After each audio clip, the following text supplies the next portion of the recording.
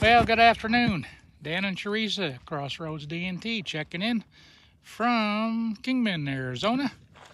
We've done some climbing, get up here to Kingman. We're in the Hualapai Mountains, and we've gone up a couple thousand feet. We're pushing 4,500 feet now, getting in some different landscaping. In our evergreen trees here, you can tell what trees growing and what elevation, so we know we're going up. Solar's doing good. It's actually finally getting a little overcast. Calling maybe for some rain today. That'd be a blessing. Sure use it out here. And come a little closer to our entryway. Teresa's been doing some more painting around here, so we're back at the beach. Got a lighthouse to follow. And of course, we got to watch out for the bears when we're in the woods. But anyway, we're all doing fine. Weather, like I say, about 75 degrees. Little breeze, a little overcast. Pretty much perfect. We'll go around to the other side of our house.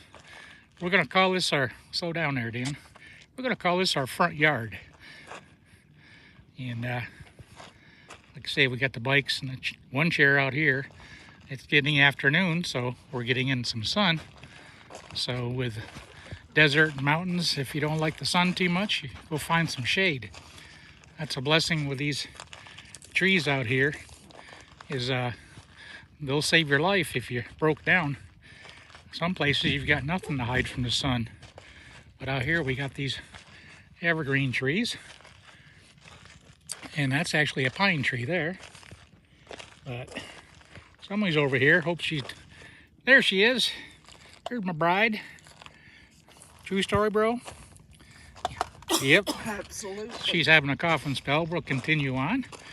But this is looking up here to the Hualapai. This isn't the peak. This is just a peak from what we see from our spot here. But that's pushing 8,500 feet on the backside. All the at the highest peak up there. There's a 2-lane road that takes you up to the Hualapai Peak, or at least to a camping area up there. There's a BLM campground up there. But we did it with the van one time, and that was enough for that. That's a pretty hard climb. And so we'll stay down here. But we've never been in this exact camp spot before, but we sure do like it. We are a little close to the road, a couple hundred yards. Yeah, 150 yards, but that's fine. Gotta figure out what this tree is here. There's a bunch of these things here. It's always interesting to see the landscaping as you travel. And like I say, we'll be going up in elevation on our trip, but the mule's doing good. This old mule here, just getting ready to get 100,000 miles on it. We'll cross 100,000 on our trip this year, heading east, but it's doing well. And what else is going on? Oh, I put the spoiler on in the back. There it is, and that gives us between 1 and 2 miles per gallon, shooting that wind over our camper right there.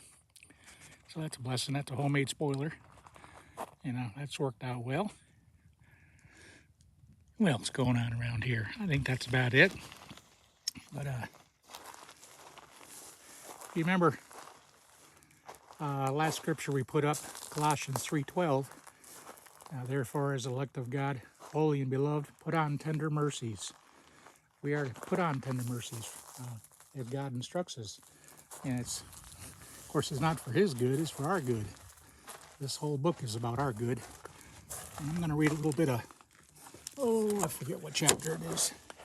I'm going to open up the door and put the book down, the good book. We're in the Galatians. Galatians 4:5. I'm just going to kind of hold it over here. And starts out in 4:5.